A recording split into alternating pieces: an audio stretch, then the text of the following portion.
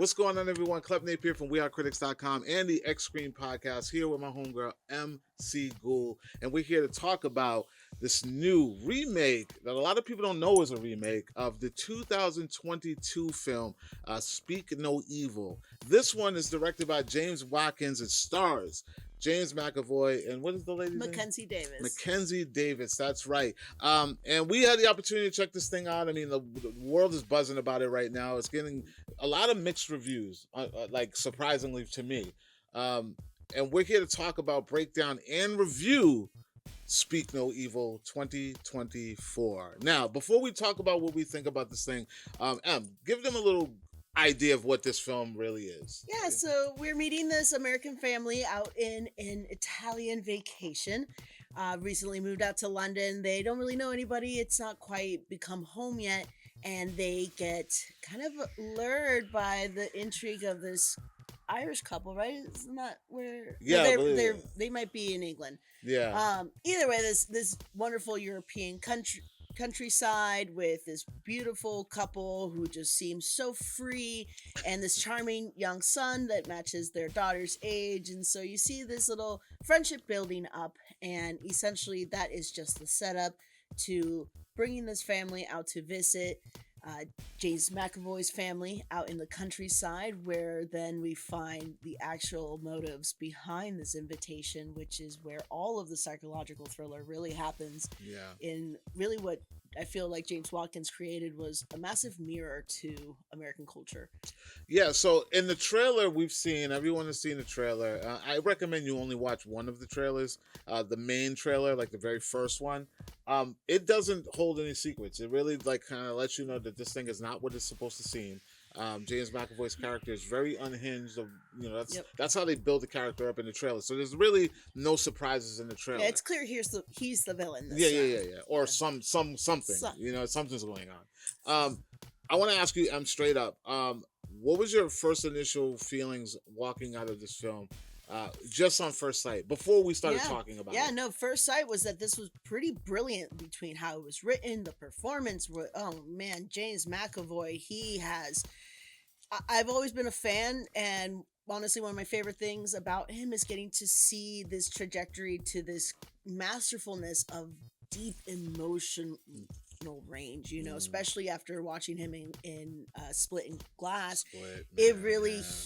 He embodies a lot of those characters from those movies, and it makes me think of the Beast. He has just this presence on screen the entire time, even when he's being very polite and very likable and charming, and as well as when he's being completely terrifying. So I want to give you my thoughts. When I first saw this film, my first initial reaction while I'm watching this movie is, I kept leaning over to M, letting her know, this movie is toying with us. It really fucks with your emotions. Excuse my language, but McAvoy's character is so charming, so likable, so charismatic. I get the word right. Charismatic that you almost fall into it. We looked at each other and we were like, is it the other family that's the problem here? Is that the twist that it's actually the same family that's crazy? But no, they're just, you have to lose control of your emotions through this whole and that's the setup with a lot of these horror films, because we all feel like, with the Jordan Peels out there, with the other elevated horror that's out there, you think that you need to go in and find the twist. You think that you need to go in and figure out, you want to know, it's not what it is. I bet it's this. I bet it's that. And I tried that with you a couple of times. I was kind of right on some things, but not. But yeah, it really, a lot of people have mixed emotions because they couldn't, I don't think they enjoyed the ride. I think they were kind of trying to dance around. You can't just take it for that superficial level. It's almost like going into a roller coaster and only taking it for what you can see up high on the cart. You actually, this movie, you have to look at the track and look at how this track was built and where these twists are coming from, because they're probably going to take a right versus a left. Yeah. But at the same time, there's something so familiar about it, and I think it has to do with how captivating McAvoy's performance is on stage, right? He keeps you grounded in it, where you start to fascinate on the micro movements that he's creating through, Yeah. the little side movement of his cheek when he's kind of trying to smile but doesn't really mean a smile, like Yeah, he's those so are the good. things that like bring that Turn it- tension back where you're like, oh, I might not know what's actually about to happen. Yeah. Something's about to give though. And I think, and like, to simplify what you're saying, is like, this movie makes you earn every minute. Like, it literally takes its time on purpose in a way where it's like you're expecting something to happen, but then McAvoy turns on the nice guy, and you're like, oh, okay, well, Maybe I don't know what I'm looking at. or you're like, that was weird. Like, you're like, what just happened? And then you're like, okay, it's calm now. Whew, let me take a breath, and then. But you can't even get to the breath. And then minutes later, they do some other unhinged shit that you're just like, yo, man, like it was enjoyable. I really like this thing because it wasn't just your regular horror movie. No, it's more psychological terror. Yeah. Terror there. But it does hit that terror aspect of the horror genre. Like it's real life horror. Like the actual things that are problematic, like the problems that this family is facing. These are real problems that we face in America.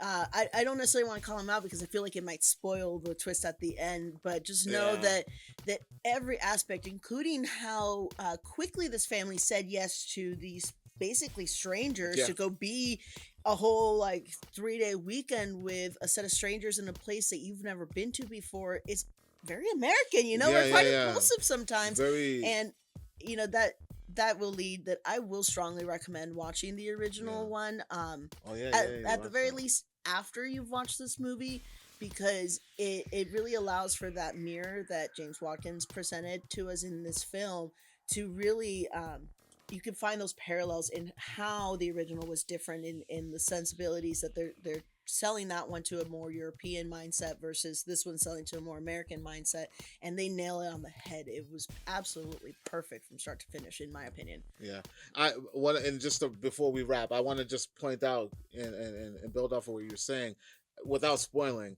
There is a really, and shout out to Blumhouse, because Blumhouse, sometimes they hit or miss, and they drop a lot of content. But we've noticed a common thread with them is that they are focusing and honing in on the everyday fear versus the what ifs. They're honing on AI, the things that we're dealing with today. Not in this film, but just in general. And then in this film, particularly, it's the social anxiety, it's the social fear, in meeting new people and opening up. And there's a lot of relationship stuff and role playing and role reversals. There's a lot of dynamics. Dynamics in man versus woman and the roles and father versus mother and child versus parent. Even in the acting of the kids. I mean, the two kids that were in this movie were absolutely stellar, and that is one thing that I feel like James Watkins really excelled in comparison to the original, is that he gave these children such an important value in what was happening and how the story developed. And the boy just turned out to be like one of my favorite characters. He was brave, he was relentless, he's a survivor. It's just really fun to see a young child character get that kind of credit in a movie that's this intense. And to be brutally honest, as amazing as everybody is in this film, McAvoy carries the hell out of it. Oh yeah, this movie is all him from beginning to end. From the moment he hits that screen, you're on his ride. He's taking you where you need to go, and that's all I gotta say about this film. I mean, I thought it was great. I'd watch it again, just to kind of, maybe there's something else we may have missed, but I thought it was very, very cool and a different kind of thriller, intense vibe. There's even satire written into the script, so there's moments where you're laughing, but you're not even sure if it was just funny or if it's just like tense, nervous laughing because we're all a little weird. And that's the stuff that could take you out of it. That's the stuff that could take you out of it, because there is a lot of like traumatic things going on in this that you kind of make yourself laugh out of. You laugh your way out of the uncomfortable. I mean, we can go on and on. It's brilliant. Forever. It's brilliant. Please go watch this movie. Yeah, guys, that's Speak No Evil. I mean, ladies and gentlemen, let us know. Are you excited to see this film? Have you not even heard of this film? I mean, it is in the horror genre, and I know a lot of people are not really keen on that, but this is one that you definitely need to check out. Yeah. McAvoy doesn't do anything unless it hits hard, and this one, folks, for me, it hits hard. I mean, it hits hard. It hits hard. It It hits hits way hard. I mean, he only Yeah. does stuff that like with heart, and like he Yeah. hits every line on that page with Yeah. heart, and he even like I said, even the presence on his screen, you'll think of his character Beast because he takes over the frame so much. Yeah. Yeah, ladies and gentlemen, like, comment, share. Make sure you subscribe. And for more movie news, television news, and pop culture, check out wearecritics.com. And for our horror stuff like this one, check out Xscream Podcast on Instagram and our YouTube channel that we're just about to start called Xscream Podcast. We're getting ready to launch some episodes too, so stay tuned over the next couple weeks. And we'll talk to you all later. Peace.